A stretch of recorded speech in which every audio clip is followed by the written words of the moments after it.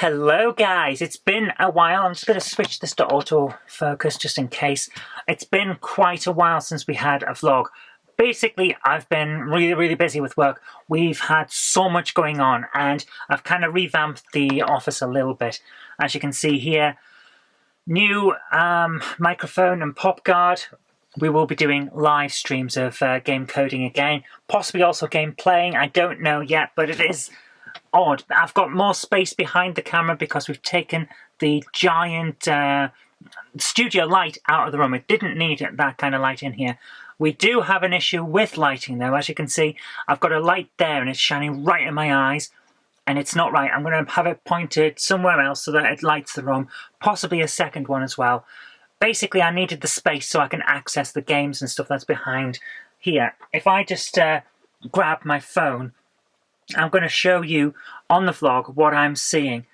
This is what's behind the camera, and it's always been behind the camera because there's the camera. But there used to be right there a giant light straight in my face, and that was no good. So we've now got space, and I can access all my games and things. The idea is that it makes everything easier and simpler for me to deal with. So that's great, but it's not everything I want to talk about today. That's this new thing.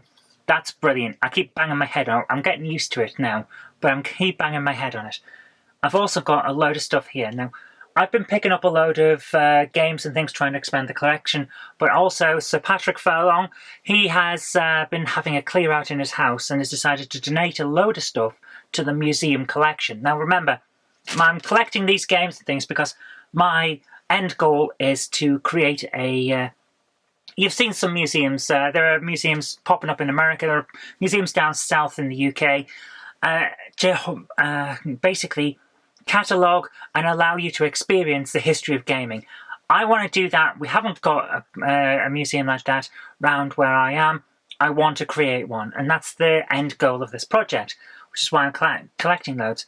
Patrick has sent a load of stuff for that purpose. So thank you so much, Sir Patrick Furlong, Knight of Calandia, for all of his efforts toward preserving computing history. It's great.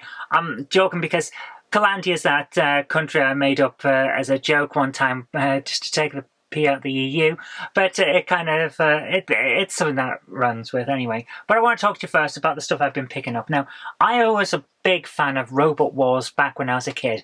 So when Sion of Ginger Hippie Gaming mentioned that Robot Wars existed as a Game Boy Color game, I had to get it and have a look at it. It's not great. Seriously, it's not great. It feels an awful lot like it's not finished. The flip ability on some of the robots just doesn't seem to do anything, so it kind of gets a bit iffy. But it's not the only stuff, because I've got a few more games here that I want to talk to you about as well. Finally found a copy of Xbox Music Mixer. Now, you might notice that it's got the U symbol in the bottom corner, and it's a sticker. It's not on the actual thing. The reason for that is this is not the PAL version. It's the NTSC version, and the U sticker is over the top of, excuse me, the ESRB rating. I can't use this. It just doesn't work. Simple as that. It's NTSC. It won't work on my Xbox. I will get another version. It's not like it's expensive. It's only a quid at CX. I will eventually find a copy that works in the UK. But it's not the only thing I picked up, because I decided I was going to try and finish off some of the Xbox collection. So I got the FIFA, NFL FIFA 2004. Actually, not a bad game. I'm not a massive fan of American football. Anyone who knows me knows I'm a hockey fan. But NFL FIFA 2004 turned out to be pretty good. So I enjoyed playing that. But the one that really blew me away was this. UFC Tap Out. This is what I always wanted from a 3D fighting game. And it's just great. It actually uses the whole of the arena. Lots of different moves. It's really difficult to actually get going. And some characters do have some cheat moves that you can kind of cheat your way to the end of a match. But you won't get far with it. It's great. It rewards repeat playing. Lots and lots of fun. Entire thing is here, great condition. Really enjoyed this one. Definitely recommend it. It's a shame that it's an Xbox exclusive, because that way most people who went for PS2 instead haven't played it. Speaking of PS2 though, Jen bought me a copy of Street Golf. This is weird. It's a lot of fun. It's like crazy golf, But in an urban environment, it takes a lot of persistence to actually work out how to play it. But once you get the hang of it, it's a bit of fun. It really is an urban-style crazy golf. It's a bit weird. But it's not the only thing. Because Si also mentioned that the Robot Wars game that was on the original Xbox was different to the Robot Wars game that was on the PlayStation 2. Well, that intrigued me and I had to get it. So here is Robot Wars Extreme Destruction, which is different to the one that's on the PlayStation 2. What was the PlayStation 2 version? Where is it? Here it is. Arenas of Destruction, Extreme Destruction. They're different games. This one plays an awful lot like playing an episode of the show. This one felt an awful lot like an episode of the show as well, but in different ways. And it's really difficult to try and explain what the difference was. But the two games are here. We will be having a Game Hammer comparing all three with the Game Boy Color one in there for the mix as well. So yeah, I can recommend that one. If you're a fan of Robot Wars, it's not a perfect game. The camera can be your enemy at times, but it is kind of fun, so I enjoyed it. Then what came up? Well, while I was watching an episode of Slope's Game Room, I think it was, yeah, his Complete Histories, or was it, might have been Guru Larry with one of his fact hunts. I can't remember. I think it might have been Guru Larry now I'm thinking about it. He mentioned a game that I didn't know existed, and it was Autobahn the Raser. Autobahn the Raser Destruction Madness. It's a German game, and my goodness, it's London Racer Destruction Madness or Paris-Marseille Racing Destruction Madness. They're all the same game. Not really, though. It's weird. Let me explain. This game is the German version, and it's Autobahn Racer. If you put it into a PAL PlayStation 2 and select German, you will get Autobahn Racer. If you put in this version into a PAL PlayStation 2 and select French, you get Paris-Marseille Racing. And if you put it in as English, you get London Racer. But they're not the same game. And it's weird. The sound effects that you get when you crash into an enemy, an opponent racer, are different in each version. Some are in French, some are in German, some are in English. The locations are different, and the title screen is different. It's a different game, but they're all on the same disc. And the weird part is, it's a CD. It's not a DVD, it's a CD. So, I've got to now try and work out what's going on. I need to play through one of them and see whether I recognise any of the locations from the other ones, to see whether it's just showing different locations with different flags and things like that, or whether all of the races are different. So I'm going to have to spend a fair amount of time racing on this game, which is not the perfect thing ever, because it's not a good game. Speaking of weird games, though, my goodness. Arcade action, 30 games in one. This is a lot of... It feels an awful lot like an Atari collection with 3D graphics. It's odd. A lot of the games like bat and ball games, the type of stuff you would see on the Atari a lot. But they're actually quite good fun. I've enjoyed a fair amount of what I've been playing. Some of them are not as good as the others, and some of them really shouldn't be here. There's one with a football spring or something, I can't remember the name of it, and all you're doing is bouncing a ball back and forward, and the angle of your device, your spring thing, changes depending on where you hit the ball with it. So it's odd, and I want to say it's good, but what it actually is it's a distraction. It's odd. You won't want to play the games a huge amount again and again and again for hours on end, but you will come back to one or two of them. It's that kind of game. So I kind of like it, but I kind of think it's a bit weird at the same time. Speaking of something weird, Beastly on the Wii. This is actually my second copy.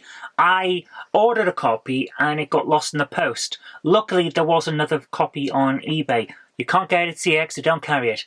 This is rare, so I had to get a second copy on eBay. I don't know what happened with the first one. I hope it eventually gets back to the person who was selling it, because otherwise we've just accidentally made a rare game rarer. Like I said, this is a rare game. It's from the Wii. It's based on a film that was a commercial flop. And it's basically, what if we did Twilight with Beauty and the Beast characters, that kind of thing. But this is even weirder because you don't play as any of the main characters. You play as kind of a mostly unrelated third party.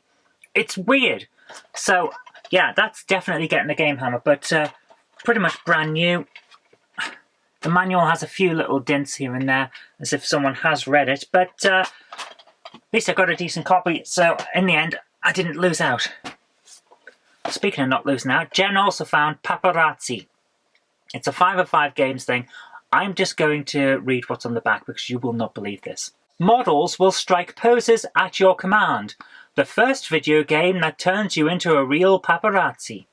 It looks like a Flash game from like 2004. I don't know what to make of it. They've managed to make a game about being a pervy stalker boring. It's just one of those situations.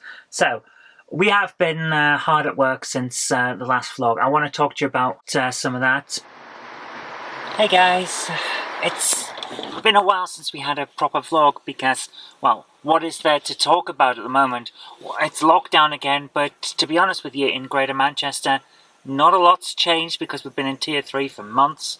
So, not really been much to talk about. It would have been the same thing every day, day after day, and that would have got boring. But today, just to get out the house, I accompanied Jen on an essential errand. Our little wood-burning stove, it broke, as she mentioned on the Monday Club last night. The glass cracked on the front and just shattered. And when I was doing my stand-up on Sunday, we heard a smashing sound, as if someone was trying to break in. Is it just that we are, as a species, not able... Did you hear that, Jen? We've just had a bang outside. I hope we haven't got hecklers trying to get in. Jen's gone to have a look, so I'm going to try and continue, but that was a bit unnerving. I'm hoping that it was just something inside falling over, but oof, when it comes to hecklers, we know how to do it, don't we? I can deal with hecklers, but burglars, that's a bit different. And that turned out to be the initial crack that eventually fell apart last night. So we kind of had to come out and get the stove re-glassed. So that's why we're out. Jen's actually in the building at the moment getting the parts. I'm not. I'm waiting outside because, you know, social distancing. I don't want to be one of those people that just goes in and takes up space when you can only have so many people in a shop at the same time. So I'm just sat out here. I brought along my new thing, the PVP digital pocket system, PVP Pocket Lite. I think it's called the Pocket Lite. This is it's an emulator.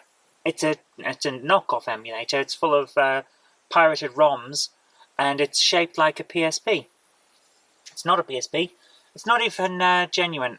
None of it's genuine, but I got it for £7 from a knockoff Chinese website. And I forgot I'd ordered it. I think I ordered it on a whim late at night one night and then totally forgot. It arrived yesterday, so I'm playing it now. It claims to have 9,000 games, or 999,000 games. What it actually has is 20 games repeated over and over again. But some of them are pretty good, like, what's it got on here? Gradius, 1942, Mario Brothers 1 and 3, and a few other things like that. Most of them are just straight up clean ROMs. Some of them have been pirated and altered a little bit to take the titles off, but for the most part it's fun. I wouldn't recommend getting one because, well, for a start, it's all pirated, but if, like me, you've picked one up on a whim late at night when you probably should have been asleep and didn't really know what you were doing and then forgot and it arrives, yeah, it's worth it. I'm kind of chattering now. There's not much to say. It's been a weird time. I'm glad that I've got the comedy going, and having my comedy routine is great. It's wonderful to actually be doing that.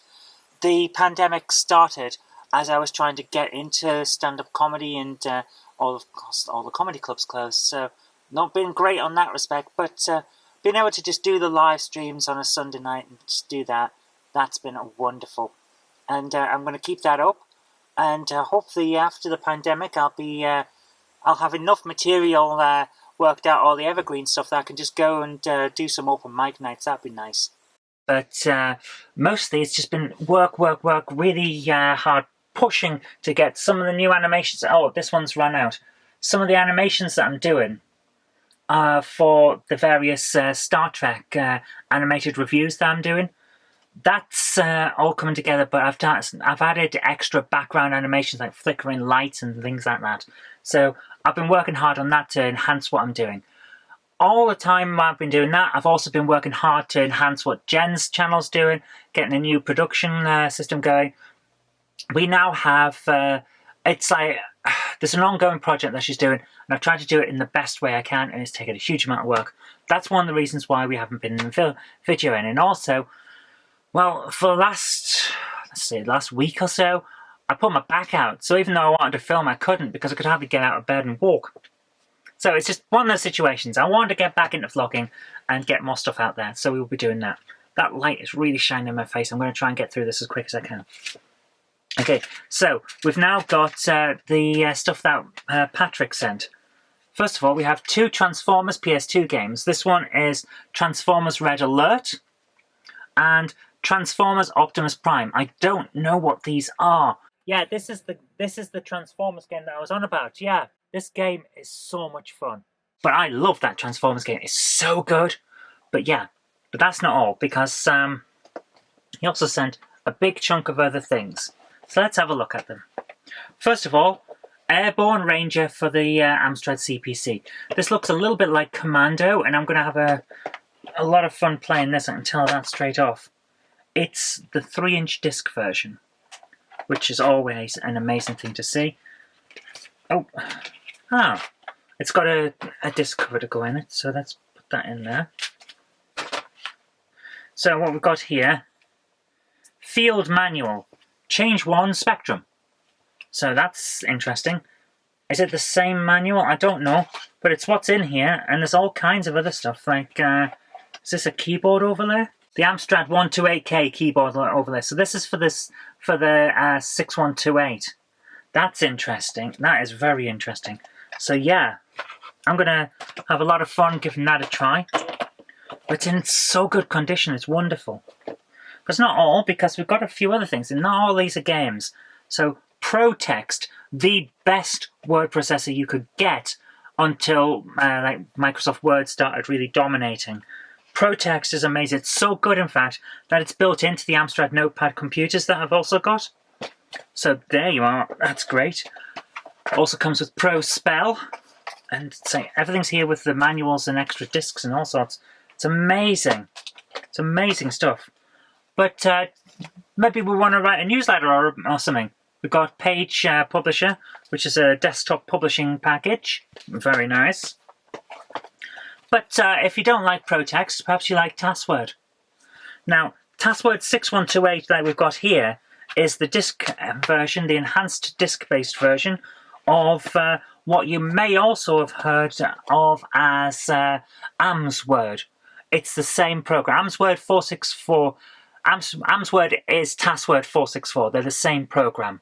And it's like the big major version of Easy AMSWord, which a lot of people would have had when they were... Actually, it's a completely different program. It's like rebuilt from the ground up. But if you had if you bought an Amstrad CPC 464 at a time when they were doing the giveaway, you would have got the AmSoft 12 pack. Easy AMSWord was in that. So TaskWord 464 version is like the enhanced, redesigned from the ground up version.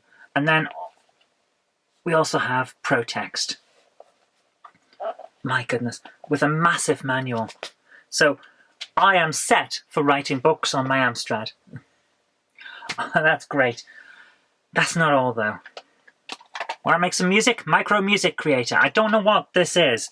It's a bit of an oddity because inside, that's the cassette. And it looks like a standard audio cassette with a sticker on it.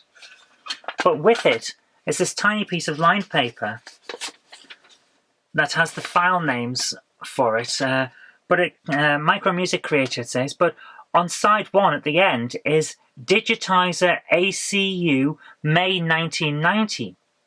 ACU is Amstrad Computer User. It's a magazine. So was this a tie-in thing that I wasn't aware of? Is this like a side project?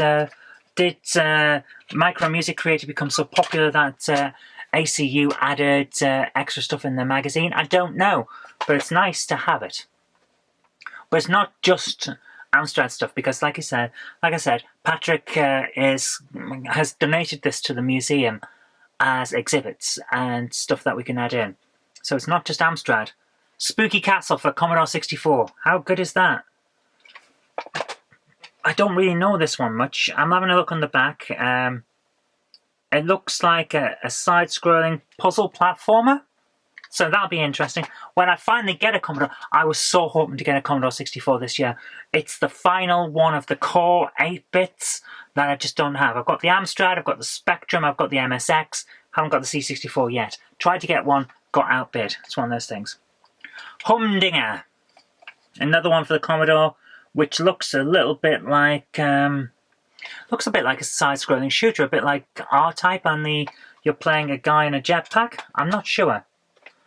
Then we've got Crash and Your Sinclair, a few of those. And at this point, I'm starting to get quite a collection. I've got a load of stuff down just here, which is ZX Spectrum cover tapes. And the reason I got those was I was hunting for Dizzy 3.5. It's only available on the Spectrum, it's only available on a cover tape. And it got me thinking, how many other programs are only available on cover tapes, like stuff that people wrote and then sent in? You know, that kind of thing. I know that Amiga Format and Amiga Power and people like that, they used to buy games that were never available commercially. They were only on their cover tapes, their cover discs even. So I started to really look into cover tapes for the old 8-bits. But it's not all. Rugby Boss as well for the Commodore. And yeah, it's like Football Manager only for rugby. So we got some more of the cover tapes for the Spectrum. These, I'm starting to think, maybe I'll go for an entire set. I'm going for the Amstrad's Amstrad Action cover tape set. I might go for some others, like the Spectrum ones, because I've got a large enough collection already that it shouldn't be too bad to get the rest. But I don't know yet. But here we go. This is why I was talking about the cover tapes. Exclusive, free, complete game with full instructions in this issue of ZX Computing Monthly. There are games for 8-bit computers you can't buy commercially. They were only available with magazines. This is one of them, Flying Formula. We will be having a look at this on Game Hammer because it's one that, because it's only from one magazine, well, yeah, ZX Computing Monthly in 1986. If you didn't get it, you missed out. People won't have seen it much, so we need to have a look at it. Similar thing, exclusive to Your Sinclair, Orbix the Turrball. Who's seen that before? It's little things like that. I really want to be able to keep an eye on these things and make sure that they're not lost to history. I know people like the Spectrum Show do similar things, and it's why I want to bring back CPC now. I've got over the initial problems that we were having getting a load of production done for various channels here. I want to be able to compile this stuff because we'll forget otherwise. Crash has the Ket Trilogy Part 2, Temple of Ran. I have no idea what that is, but Rockman from Mastertronic, yeah. Now here's a fun one. 2 copies of Brainstorm, which were, according to the back of this, a computer and video games gift. I'd assume that they did come out at some point because it seems like a poorly photocopied cover of Firebird Silver Range 199. So, a bit of an oddity. Love stuff like that. Loads of this stuff. I'm going to try and move on because we don't want to be here all day, but this is going to be like a big thing. It's a mega pickups thing. What we got else? Spectrum Hydro Fool. I know this one. I know that it's a good one. I think Amstrad Action rated it reasonably highly. Interceptor Software's Message from Andromeda. I know the name. I've never played it. Now I can. What else we got? Sinclair User Mega Tape Side A Games and Pokes, Side B Demos. Don't know what's on this. That'll be fun to have a look at. This one is Sinclair User Bear a Grudge and Operation Wolf. Love Operation Wolf. Don't know what Bear a Grudge is. We will be having a look at that too. But here's another one that you'll love because I don't think this was around much either. Sinclair Users Megatape 5 with Brat Attack. Never heard of it. Is this another one that was exclusive to a cover tape, or is it something else? I don't know. Popeye on the Commodore. Love Popeye. This, however, is not the one I was thinking it was when I first picked it up, because I absolutely adore the Nintendo arcade game Popeye. I first played it on the N-Joypad and adored it, but I can't find a copy on 8-bit computers. Thought this was it, but it's not. It's the other series of Popeye games from Alternative Software, so that'll be fun to have a look at as well. Really need to grab myself a Commodore. Santa's Christmas Capers. We all know Santa's Christmas Capers, one of my first Christmas episodes. And this one just looks amazing. Beat it. How cool does that guy look? It looks a little bit like jamming on the Amstrad, only a bit more enhanced. So that'll be fun. When we get a Commodore, we'll be playing that. Still not finished. One of those games that I really, really did look out for in the old days and could never get. The Untouchables. Or, as in French, Les Incorruptibles. Probably said that wrong. The Untouchables, Ocean's tie into the film. Looking forward to giving that a try. Road Blasters on the Amstrad, yes. Definitely going to be playing that and enjoying it. And then we have an interesting thing here. What is it? Crash, Kick Up the 90s. Now, if you remember, in the early 1980s, there was a comedy show called A Kick Up the 80s. This is kind of a reference to that. Kick Up the 90s, Split Personalities, Dizzy 2 Special Crash Edition. That's why Patrick sent this. There's a special edition version of Treasure Island Dizzy, and it's only available on this tape. So I'm very, very happy that this is going into the collection and will be in the museum. But then, what I think may be the best thing in this set that he sent, Genesis, the Complete Adventure Creation System. It's an alternative to Graphic Adventure Creator. Let's have a look at what we've got here. Genesis heralds in a new era of adventure designing on the Amstrad. This incredibly user-friendly operating system has been designed to allow even the most inexperienced computer user to create stunning graphic adventures with amazing 3-channel music and sound effects, which will run independently of Genesis when completed. Everything you need to create your adventures are included in this package. Texture, called the text editor. The main program in Genesis, enabling you to define messages, rums, responses, etc., incorporating a unique walkthrough and test facility. Depictor creates pictures and sounds for actual use in your adventure, with full graphic design program and sound editing facilities. And Cloner. Data files included from Texture and Depictor are loaded into Cloner to produce your finished game onto a blank cassette. So, yeah, this should be very interesting. It seems like it's an alternative to Graphic Adventure Creator. When it's talking about graphic adventures with sound and stuff, almost made me think of graphic adventure as in the Dizzy style games, but I think what it actually means is a text adventure with pictures and sound effects. So that should be very interesting. I think we're going to have a lot of fun with this. Definitely going to be used when we're making some games live. But the final thing is this set of books. You know that I love my novelizations. So we've got here another set from Patrick, and I have to say once again, thank you so much for the donation to the museum. We now have Aliens, graphic novel? No, novelization. Indiana Jones and the Temple of Doom. The one that really, really got my attention. Doctor Who in an Adventure with the Daleks, which appears to be... that's the William Hartnell Doctor. So, I'm not sure which one that is. I'm going to be reading that and having a look.